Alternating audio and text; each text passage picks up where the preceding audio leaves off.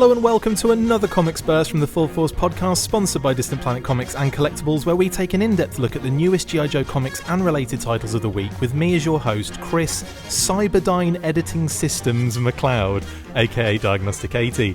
Joining me for the first time ever on this episode is Anthony Bracali from TFU.INFO and, of course, the Transformers University podcast. On this instalment of your absolutely favourite kind of burst, we look at the first issue in a brand new series connected to the Transformers universe, Transformers vs. the Terminator. So without further ado, give me your clothes, your boots, and your motorcycle. It's Skynet vs Cybertron in a crossover for the ages. 1984, when a deadly race of machines emerge from another time, will a robotic guardian be able to protect the Earth from a dire future? Or will the T-800 fail in his mission to prevent the world from becoming a plaything to the Decepticons? First up, Ant, lovely to have you on, mate. Introduce yourself, sir. Sure, happy to be here. And first off, I'm a big fan of the show and of the news burst. My name is Anthony Bracali. I am owner-operator madman behind TFU.INFO, the website, the occasional YouTube video, and the podcast Transformers University. Awesome. And it's been a pleasure in the past to obviously work with you, and obviously I did that one when you did that big kind of like retrospective of the Transformers animated film, and you got all like a load of different kind of contributors to talk about different aspects of the film that kind of meant something to them, and that was a lot of fun actually, just kind of reliving that again, because I'd just seen it, I think, in theaters again with my wife, who we just, because it was doing the rounds in theaters again, and we just had to jump on it. And I remember kind of watching it again and just being like, oh, I love this film so much. And it's funny because I kind of watch it a lot anyway. Are you the same with the film? Not recently. I used to watch it probably like once every 2 or 3 months. Now it's maybe once a year, but it's one of those movies I know backwards and forwards, yeah. So I could just put it on in the background and kind of do other things. The problem is that when I do other things while watching it, I find myself stopping and then watching the movie. Even though I know everything is I wonder what happens next. I wonder what's going to happen to Spike here. Yeah, it's hilarious. Amazing. Okay, so Transformers Terminator. Bit of an odd combo, but kind of at the same time, I'm surprised it hasn't really happened in the past. So, I mean, what are your thoughts on the crossover initially? I was surprised it hadn't happened before either. You know, with Transformers, it's funny. It's one of those brands that has really crossed over with almost every other major sci-fi brand. It really has. So in either in toy form or in comic book form. I was just about to say, well, it hasn't really done Star Wars. Oh no, it has. It hasn't really done Marvel. Oh no, it has done Marvel. Hasn't really. It's ridiculous. I mean, even the Turtles have got transforming figures. They're not necessarily crossovers, but there's even a third-party Turtles Transformers crossover where they're kind of like little brawn trucks, which I thought was amazing. I loved that. I thought that was incredible. But again, it's insane how much of a range I think this brand has, and I think that's kind of testament to its insane kind of backstory, I suppose, isn't it? Yeah, and it creates another offshoot continuity. But it's funny, on my podcast, we're coming up on the first G.I. Joe Transformers crossover, and that's usually the logical one because of how the toy line's related and how they're both Hasbro properties. But I mean, they've crossed over with X-Files, they've crossed over with Ghostbusters, they've crossed over with Star Trek, they've crossed over with Star Wars. Yeah, they've crossed over with Marvel. The Terminator it's a good fit. Yeah, it's the first one that actually makes sense to me. Yeah. It's like, well, they're robots. Yeah, of course. And it kind of works with the whole Cybertronian technology thing. And I like the angle that this comic comes at. So let's go through I'll just take everyone through the kind of basics. So obviously, this is Enemy of My Enemy Part 1. Story by David Marriott, Tom Waltz, and John Barber. So they're all involved in that one. I wonder how that worked in terms of story. They just keep throwing ideas at each other, probably. Writer David Marriott and John Barber. Artist Alex Milne. Colorist David Garcia Cruz. And letters and design Jake M. Wood. Now, pretty solid team there. Solid team up of kind of contributors to this particular. I love Alex Milne's art. There's something about it that's very early IDW to me in a weird way. I know it was E.J. Sue did a lot of the early kind of stuff, didn't he, with IDW? But I just feel like Alex Milne, there's a real style there, isn't there? A real stylistic kind of element to him. Yeah, and Alex is a fan favorite among Transformers fans, especially for his work on the More Than Meets the Eye series with James Roberts. So his attention to detail is really great. There's a lot of little Easter eggs in the artwork throughout. And it's just good to see him back with the IDW creative teams. When they did their reboot a few months ago, they kind of jumped away from all their stable of artists, and now they're slowly reintroducing them back in.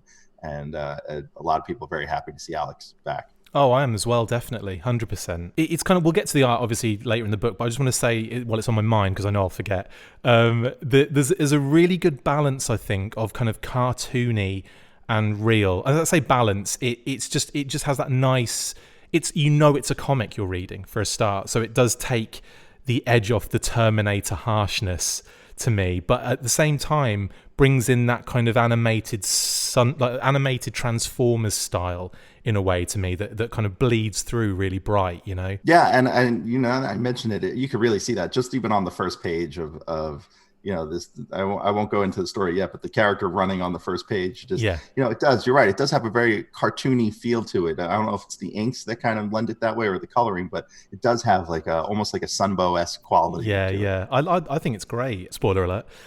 So let's have a look at the covers before we get into the story. I've already kind of overshot.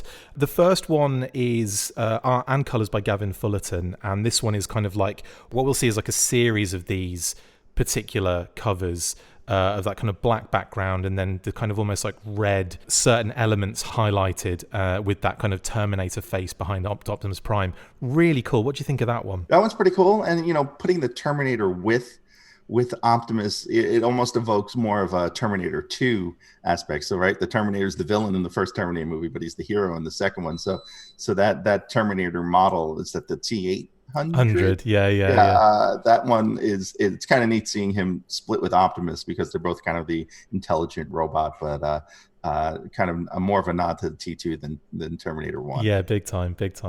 And then we have almost like your classic what you'd expect, and that's the skulls, people standing on skulls, which is like because obviously it's one of the first scenes in Terminator, so it's one of those kind of really kind of cool visceral images. And Alex Milne on art and David Garcia Cruz on the colors on this one. What do you think of this one? This one's interesting. It almost reminds me of looking at the Terminator in this one. To me, and I always mention this on my show, I'm a big fan of Valiant comics. Yeah. And he almost looks like Bloodshot here. Yeah, a bit. Yeah, definitely. He has got a Bloodshot vibe. Yeah. Yeah, he's got a very Bloodshot, Punisher vibe to him here. And then, the heads of Ironhide and Mirage down at the bottom, kind of blown up. And then the Terminator, robots in the background.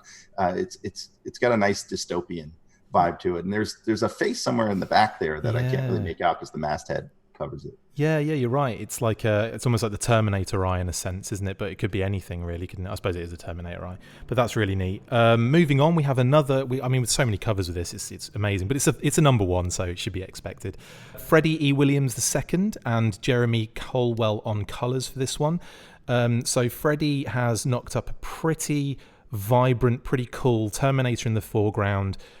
Big old Megatron in the background, and that's pretty cool as well. And also, I just noticed his fingers in the bottom, so Megatron is holding all of that's in the foreground in his hand, which is cool, isn't it? Yeah, and once again we have the skulls at the bottom. This feels like it's part of something bigger, perhaps a wraparound. Yes. or a connecting kind of series of covers. It's nice. The only thing the other ones kind of merged Terminator and Transformers. This is just more of the two in the same scene together, which is a little bit different. Yeah, totally. And then again, kind of what you just mentioned there, kind of carrying on with Francesco Francavilla doing a kind of very classic Terminator and a very G1-esque Prime in the background. And again, pretty standard, pretty basic, but at the same time quite effective. Yeah, and the colors here are really nice. The kind of muted color palette, almost I would desaturated, and it's kind of a neat look for them.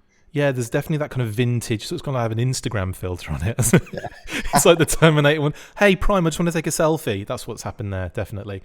And then finally, for the kind of main run of kind of retailer covers, or so it's not actually, it's a WonderCon exclusive, but kind of the main run we've gone through the main run of retailer covers. This is a WonderCon exclusive, art and colors, Livio Ramondelli, and one thing about Livio I love are the kind of covers, the kind of stuff that he does, the kind of single stuff that he does as opposed to kind of his interiors. I really love his cover work. And this is quite a cool one. Again, I love seeing Soundwave. And it's just nice to see a different we see Soundwave loads, but it's nice to see someone other than Prime and Megatron in this shot, isn't it? Yeah, and Livio's colors are just so unique. He can take one color. Basically, this whole cover is blue. It's blue and white, and somehow still make it have all these little individual bits and pieces to it. And I think that's what's pretty neat about this one. And I think Transformer fans go back and forth on Livio. He's very much a polarizing figure. Either they really like him or they don't like him at all. I'm kind of in the middle. I like his cover work, and his storytelling goes back and forth with me. It's gotten better over the years, though. Yeah. But this cover is pretty neat. Yeah, I love his covers, and that is a beauty. And then we have, this was news to me when I first started speaking to you on the Zoom before we kind of recorded.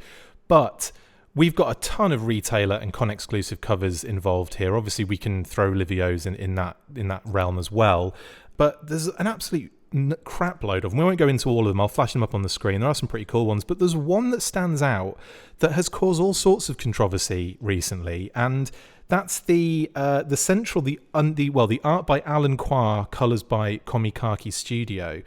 And go ahead, Ant, tell us what the controversy is here. Sure. So a couple of weeks ago, one of my friends on Twitter tagged me in a post and tagged a bunch of us in a post about this spread cover by Alan Quah, that some of the art looked familiar. And so a whole bunch of artists and other folks just started following up, and we realized that a lot of this art in that spread cover was most likely traced from other pieces of Transformers art throughout the years, not even just IDW, but back to the Dreamwave era and possibly even before that. And there's a thread on Twitter by at Cybertron Beast, and there's just a whole bunch of comparison images of the actual covers and artwork by other famous artists, probably including Alex Milne in that group, and Andrew Griffith and a whole bunch of other Transformers artists, where their art has kind of been outlined and slightly altered for that cover. I mean, it's I don't know, it's one thing like doing that like with the express permission of someone to do it, or like that's the brief, but this does seem a little bit kind of underhand in a way, doesn't it? Yeah. I mean, the only one thing is that we don't know what direction he got from IDW. True. That he may have had a compressed, that Alan Quah may have had a compressed timeline, and they've been like, okay, use anything from our vault and just kind of make it a cohesive cover. But then there's some Dreamwave stuff in there too, which then starts to seem a little odd on its own. We're not going to further touch that with the 10-foot barge pole. We're just going to mention it because it obviously needs mentioning, and it was news to me. And while you were talking about that, I was looking at the Twitter feed. I'm just like, oh my god. Okay, let's get into this actual comic, which I actually, again, spoiler alert, I always do this. I always ruin it for everyone at the beginning. I really enjoyed this, and I felt there was a real fun. It was just a really interesting way of coming at it, because I was expecting everything to just be like Terminator bad, Transformers good, and just, like that be the case. There's a bit more complexity to this, isn't there? So like we start our story, Los Angeles 2029, with a character we assume to be human. Turns out that it's the Resistance in this case. Turns out that the Resistance in this case is Skynet, and they're trying to save the human race from the Decepticons. I mean, what do you think of that as a twist? It is. It's a nice touch. It kind of takes the whole notion of going back in time and keeping John Connor alive out of the equation, which is a good start. And we start the book where the Resistance isn't doing too well either. Right off the first page, like Jazz just with holes blown through him, and why Jazz always gets it in the neck, doesn't he? He always gets this, like in every iteration. Jazz is like, we'll just destroy Jazz. We'll have him dead. Yeah, I mean, it's at least we don't have Optimus playing with his corpse while giving a speech, but that's a very good point. Do you know? I never even thought of that, but yeah, that's terrible. That just adds another level to my hatred for that. No, that's not true, actually. I like the first one. I don't like the rest. Anyway, yeah, so obviously we get some really cool shots here from Alex, from beautiful, beautiful art of kind of going into the Skynet stronghold, the last stronghold of the Resistance, Skynet Omega Base. And it's got all these kind of like Transformer-like Terminator-looking huge vehicle things. Obviously, you've got that kind of tank that we see in Terminator. You've got those drones, which are terrifying. All very, very, very beautiful artwork from him, isn't it? Yeah, and having when they get into the base, they're confronted by the Seekers with Starscream and that's so cool. And the neat thing here is, if you think about it, right? So they're Skynet vehicles, right? So they are the planes from the film, from some of those flashback scenes. That means we truly have like a robots in disguise situation here, because in other instances of Transformers, they kind of blow through that fairly quickly. Eventually, they're not really in disguise anymore. In this kind of scenario, it could be something of Skynet, or it could be a Decepticon. You don't know, and I think that's a pretty neat take, and more terrifying as well, isn't it? Yeah. And so obviously, you get the Seekers. Really cool designs there as well. Very elaborate, loads of different panels and sections and stuff. But still, obviously, you can see immediately that Starscream, that Skywarp, that Thundercracker. That makes sense. And Insecticons as well. Yeah, and some of them in not so familiar looks. I mean, I guess Bombshell's a mosquito, but he really looks like one here. Yeah. But yeah, it's neat. It's neat kind of update to all of them and how they look. And Alex with his detail is just so good. And then these Terminator giant robots that are being constructed. I heard in an interview. Now, I'm not terribly familiar with the Terminator franchise beyond I saw Terminator 3 in the movies. I think that's the last time I've seen a Terminator film. But 1 and 2 I'm very familiar with. And apparently this base, Alex mentioned in an interview that this is from the last Terminator film, one of the last 2 Terminator films. So I don't think I've seen the very last one, the kind of Sarah Connor returns kind of, like the actress Sarah Connor was back, wasn't she, in that one? I don't think I've seen that one. The last one I saw was probably Genesis, I think. So I definitely need to see that now, just to see that Omega Stronghold thing. Yeah, the last one I saw, Doctor Who was a bad guy in it.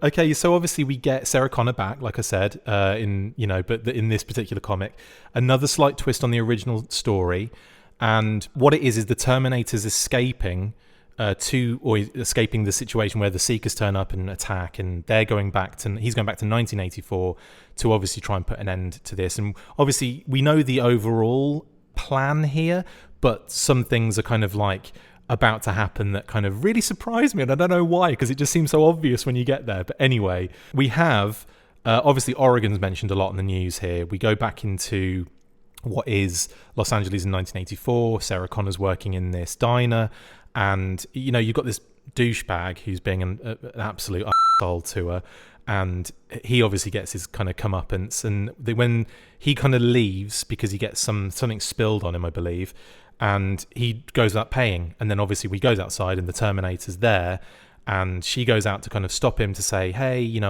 need to pay the bill.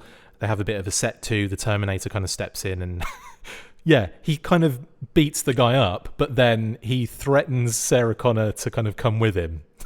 So that's nice, isn't it? Yeah. And there's some, and this is, going back to Alex Milne's art and just how detailed it is. I went through this first time, and some of it didn't quite have, the Terminator's fist coming out of nowhere felt a little odd. But before that, in the diner, there's this wide shot of the diner, and there's just so much going on in there. Like there's a mom wiping a kid's face. But if you look beyond that, in the parking lot, you can already see the truck. Yeah, that is clearly the same style as Optimus Prime, sitting there in the parking lot. That is with the stacks. Yeah, it's kind of just a bit hidden, isn't it? There's like another truck in the way or something. Yeah, that's really cool. Yeah, and then the one thing that was a little off-putting for me at first in the first read is that the Terminator in this doesn't look like Arnold. Yes, good point. And neither does Linda Hamilton as Sarah Connor. Or Sarah Connor doesn't look like Linda Hamilton, I should say. I also found out that that's a rights issue. They weren't allowed to call them like that. Yeah, I was about to say that would have been my guess. Yeah. But it's a neat scene again with the hole. He gets a hole shot through his hand before telling Sarah to identify herself, and it's almost comedic here in some way. It's almost lightens it up when they're trying to figure out how to talk to one another. Yes. And that even throws back to earlier in the book when the 2 Terminators are entering the base, and one starts talking in binary code, and he's like, "No, I need to practice my English." Yeah. And another thing I will point out is they've avoided any kind of genital showing as well, with a nice shaded area. So that's I was a little disappointed. I wanted to see some not Arnie genital action there.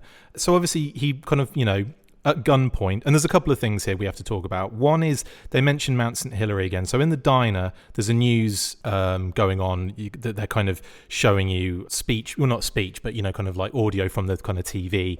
There's an eruption imminent in Oregon as police evacuate residents from the otherwise quiet Mount St. Hilary, etc., etc. So that was the first clue that I should have picked up on and didn't. I read it, but it didn't like, I didn't think, of course, where the ark was. But no, that's exactly what they're talking about. And then even he says it. He even asks her at gunpoint, "Do you know Mount St. Hilary?" And she explains how to get there. And then he's like, "Well, you're going to show me." Which I thought, this is one thing I did want to mention, was probably like a plot hole for me. The Terminators are usually like filled with information for that era in order to go about their mission, or they can gauge that information by looking in phone books, which I thought was also a plot hole in the old one, because that information, he would have just had that on him, wouldn't he? Like, he'd have had that in him, unless maybe there's a storage issue. I don't know. They must have sorted out the cloud by that point. Maybe it doesn't work in time travel. I don't know. But they have to get them together, so it makes sense that is a thing, obviously. I didn't think that deeply on it, but yeah, you think you would have some sort of GPS built in, right? Exactly. Minimum, that's a minimum requirement for a Terminator to have friggin' GPS, isn't it? In the '84 film, he didn't, right? So, he was using phone books to find Sarah Connor. Yeah. I love how you get like what people think is important in that era for the future, and everything that was important in that era in the 80s for the future when creating this stuff was things like flying cars and robots and androids and this kind of stuff. None of it was really practical, was it? None of it was like, oh, imagine if you just didn't have to even think about looking at a map anymore, or having to, this kind of stuff. And it's quite interesting that when you look at this comic, it kind of takes you back and puts you in that mindset looking at the film in a different light again. It does for me anyway, personally. Yeah, the thing I find weird is how this waitress in a diner knows exactly how to get to this one particular mountain. I know immediately. She's like, boom, I know how to get there. Although it does sound very easy by the sounds of it, just one up one road. But then again, so he's obviously in the truck, which is Optimus Prime with the trailer. Love that. And obviously, again, it's foreshadowing, but I think it's quite a nice touch. Yeah, it is, and it sets us up for is it already? At this point you don't even know, is it already Optimus Prime? Is it just a truck? Yeah. And their conversation in the cab of the truck where they're making it up their way up there, and the Terminator doesn't know how to respond. There's a great list of responses there. Yeah, in the the Terminator vision, like you would see in movies. And it's just like does he just kick? The last one's like killer or something, isn't it? Just like in like Exterminator or something like that. Go away, kill Sarah Connor, ask me later. Amazing. What I really love, actually, there's a couple of panels here that I want to point out. One is the close-up of Sarah Connor's face when she looks out the window. I just think that's really, really good. I just thought that was really stand out as a beautiful panel. It's a difficult one to do through a window, and I think he just executes it really well with the reflection, with her hand pressed up against the window, with the colors on her face as well. So obviously this is a team panel for me that's done really well. And then things like the detail on the sides of the chair behind her and everything, just really, really lovely panel that I didn't want to kind of rush over because I thought it was just really striking. Yeah, it's now that you mentioned it, yes, there's so much there in terms of having to sell that as a window. Yes. Yeah. Because for us, we're looking at it in the frame, but the colorist has to sell that as being a piece of glass, and it's really neat. I didn't notice that. It's very true. There's loads there, actually. The fact that they've had to make the actual reflections got to be have some opacity to it, so you see her still. The shadow on the interior of the edge of the window at the top. I mean, there's loads, and the reflect that. I love that technique of the chrome. That they do in comics, where it's like all the colors they use. It's like a bright white yellow with a gray and then a black. It's like none of that is chrome, but it's chrome immediately, isn't it? It's incredible how they do that. Yeah, and even just the the expression on her face. I think that's another thing. Yeah, an average comic artist will give you just kind of a blank expression, and this kind of sells still the shock. The shock of seeing this volcano erupting big time. Also, not too much going on her face, which I think is good, and like way more subtle there with that one. I like that a lot. The next panel as well is even striking to me. Like as all the traffic is going in one direction, they're in the I'm calling it the G1 Prime truck. Obviously, it's not, but it's he's driving the other way. He's like driving to Mount St. Hilary, and that shot of the volcano erupting is just really, really cool. I love that as well. Yeah, and it's fun to mention here that this must take place in the Marvel continuity because they never name Mount St. Hilary in the cartoon and they never call it the Ark. So we know they're in Oregon, and I think they mention it once in the cartoon. Wrong, but all this kind of denotes that they're technically in the comics continuity in some way. Yeah, that to me that's cool because I think it makes more sense to tie the comics universes together. Obviously where it makes sense is your Star Trek crossover, which I thought was sublime. I loved that so much. Yeah, and then in that sense it made sense because we were crossing over animated continuity for Star Trek with the Transformers animated continuity. And in this panel, in this one page with the volcano erupting, again talking about facial expressions, the Terminator switching from his primary to his secondary objective, the ridiculous smile on his face is another way to sell like he's actually kind of happy about the second. Yeah, I feel like that's got to be an homage to T2, hasn't it, where he tries to crack a smile. Yeah, it's got to be. I love that. So they obviously there's a police blockade. They burst through it. Obviously that classic Terminator. Again, that happens in when he's in that truck in Terminator, in the first Terminator, probably both actually. They crash through a barricade. In fact, I think it's not even a barricade. He just crashes in general, and then when runs over him. Oh, that was amazing. Anyway, so then we obviously get the classic Dukes of Hazzard jumping over jumping off the side of the road through the barriers and going into a full-on General Lee kind of vibe here. And that's where we see the Ark wedged into the mountain, which again is sensational. But how do people not realize that that's there? That's well, one, I kind of think it got shaken loose during nice. This. That's how I like to perceive it. And to go back to the Dukes of Hazzard jump, the way you do that is you pull back on your steering wheel, because at least to me, as a kid watching Dukes of Hazzard, I thought that's how you make a car jump. Yeah, because you've got to pull it to get the momentum to lift the front up. Yeah, that makes a lot of sense. Amazing. So do that as soon as you get the opportunity, guys. Pull on your steering wheel when you're going really fast over a jump, and you'll go miles. Anyway, don't do this at home. This is the next point here. Is obviously where we get some really cool homages. We get the Sky Spy coming out and scanning the truck, which is obviously scanning it for, because we're in the moment now where I think we're crossing over in what would have been the point where they're waking up in the Ark. The Sky Spy's gone out and has got loads of vehicle forms for the Decepticons only, because they're the only ones that have woken up so far. And the Autobots are still asleep. And because of that, the Sky Spy's out there and it's scanning stuff. It scans this truck, which I think, again, is a really nice touch, because it's obviously going to lead to Prime. Now, I hope they'll probably give it to Megatron just to be to really take it out of the normal. And the Sky Spy obviously scans, but then gets shot down by the Terminator, which I thought was interesting. Hits the truck, and that's when Sarah Connor, obviously the Terminator kind of crashes. It hits him mainly, and then reveals a lot of his face, and that's where she's kind of like, oh my God, what the hell are you? Yeah, and that scene, I thought the art there, as good as it was, and as nice as that homage was, especially with the Sky Spy kind of making that square, that rectangular shape over the truck, kind of scan it. The shooting it down seemed weird because I didn't know exactly where it came from. I didn't know if it was from the Terminator or from within the Ark. You kind of see the Terminator with his gun out of the window in the next panel, but it still doesn't necessarily sell that moment for me. I agree, actually, because when I wrote the document for us to do this, I read it the second time and had to change what I wrote, because I was like, oh, hang on. I thought it had been shot, I just said by an unknown assailant is what I put in the document initially. And then when I looked at that panel again, you're right, he's got the arm out the window, he's holding the shotgun. It just makes sense that he shot it, I suppose. But yeah, you're right, it's not clear. You're right on that one, big time. Yeah, same here. That's how I felt, especially the second time reading it. I got confused more than the first time reading it, actually.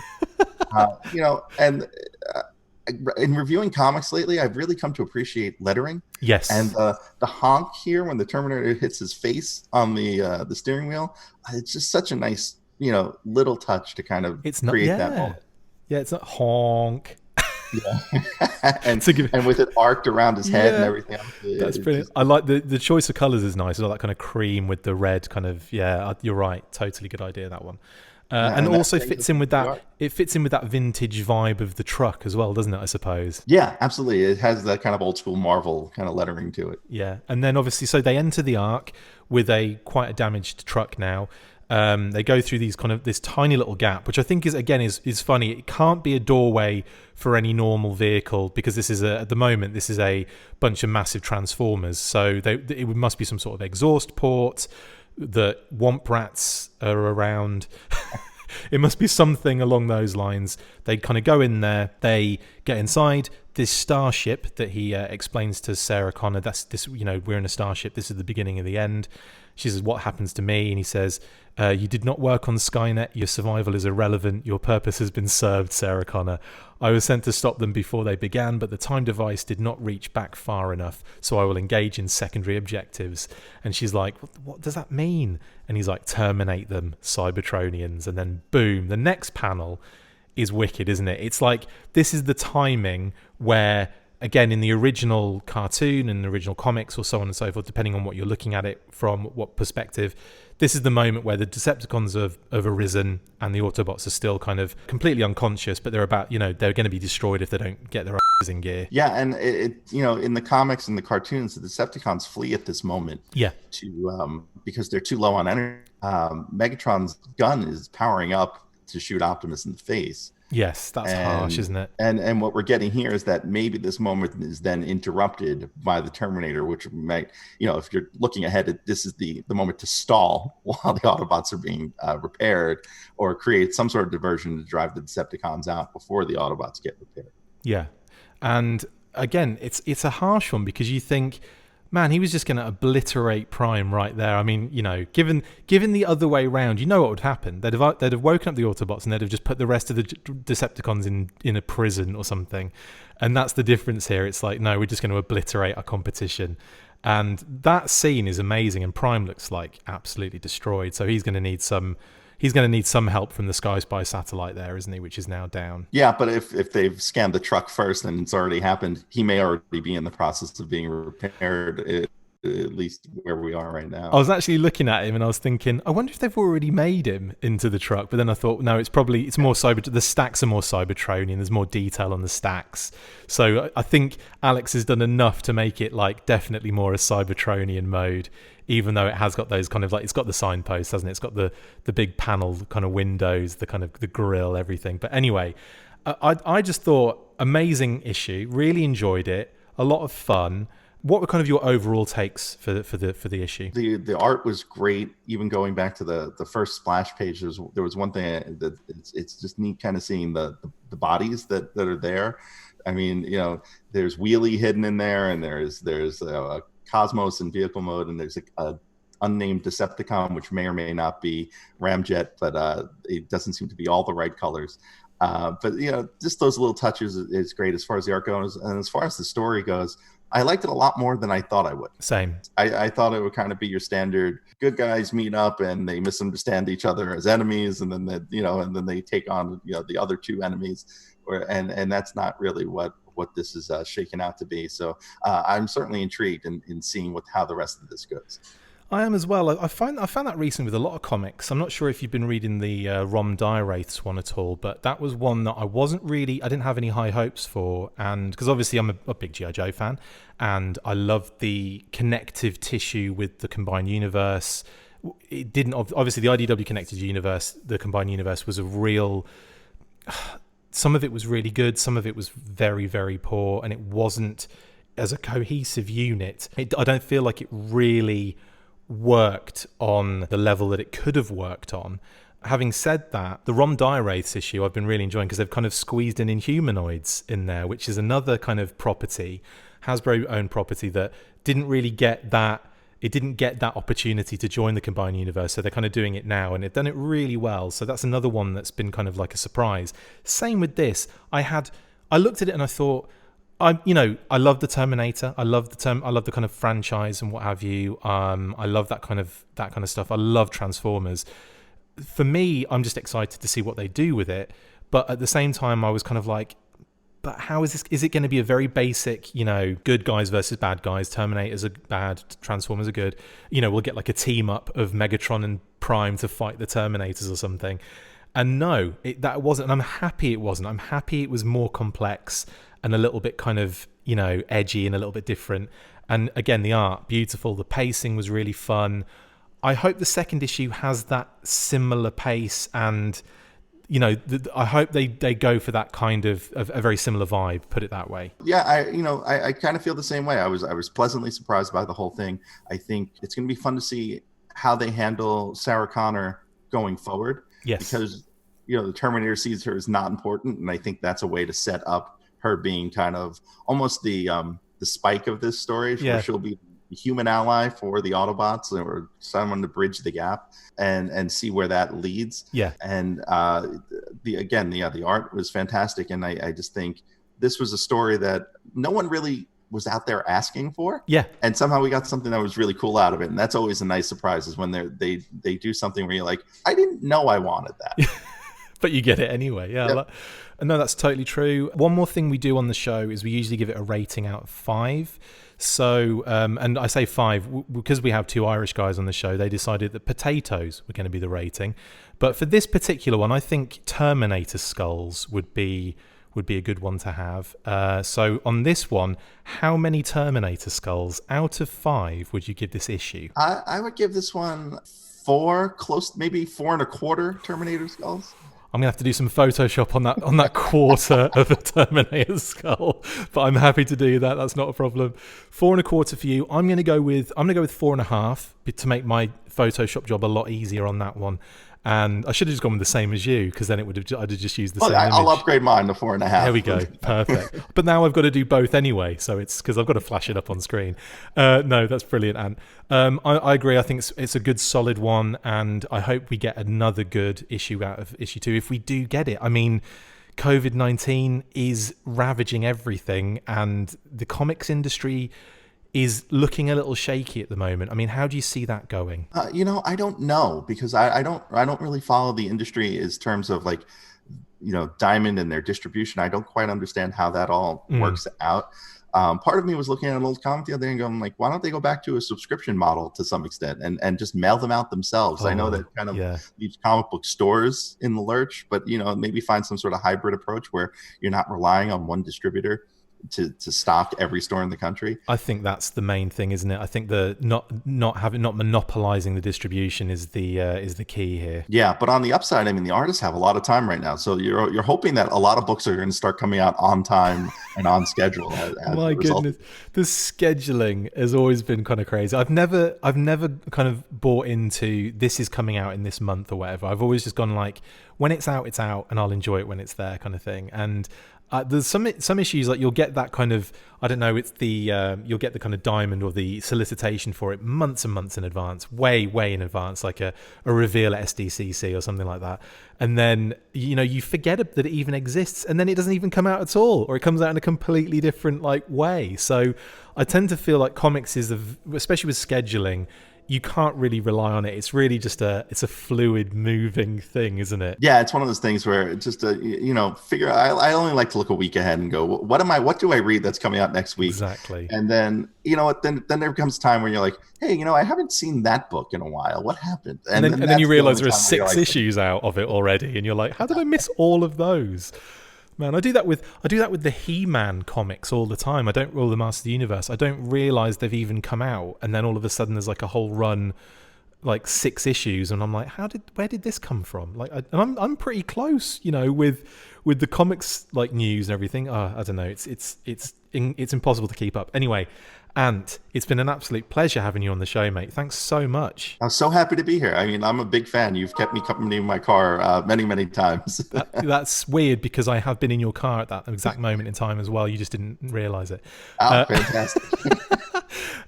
Mate, would you be happy to come on for issue 2? Absolutely. Yeah. Brilliant. If it should ever come out. Yeah, that's a good point. And if not, if we can, maybe we might be able to jump on a Transformers run or something along those lines anyway. Plus, I'll be jumping on your crossover, your G.I. Joe Transformers crossover soon, so I'll have to promote that too. Absolutely. Awesome. Absolute pleasure, Ant. Thank you so much. All right, Chris, thank you so much. That's it for this installment of the Full Force Comics Burst. Thank you to my awesome co-host, Ant from TFU.INFO and Transformers University. See you next time, and as always, full force, but I was going to come up with something else and never did. I'll be back. There we go. I'll be back. Make sure you get involved with the discussion by liking, sharing and commenting on these videos, and as always you can keep up with the show after listening by following on Twitter @The Full Force, liking the Facebook page facebook.com/The Full Force, and if you would like to contact the show you can message us on either of those platforms with feedback or questions. We have also started a Patreon page, so if you want to see your name up in lights on these videos or enjoy exclusive bonus content, then check out patreon.com/The Full Force Podcast, or click the link on any of the posts this podcast appears in.